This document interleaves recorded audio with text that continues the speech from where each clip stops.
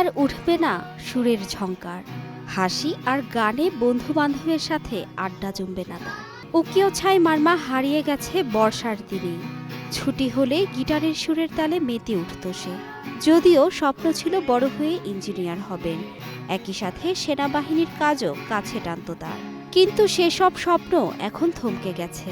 পৃথিবীর মায়া ত্যাগ করে সকলকে কাঁদিয়ে চিরনিদ্রায় চলে যেতে হয়েছে উকিও ছাই মারমাকে। গত সোমবার ঢাকার মাইলস্টোন স্কুল অ্যান্ড কলেজে বিমান বিধ্বস্তের ঘটনায় দগ্ধ হয়েছিল ইংরেজি বিভাগের ৭ম শ্রেণীর ছাত্র উকিও ছাই মারমা। রাত ২:৩০টার দিকে জাতীয় বার্ন অ্যান্ড প্লাস্টিক সার্জারি ইনস্টিটিউটের নিবিড় পরিচর্যা কেন্দ্রে তার মৃত্যু হয়।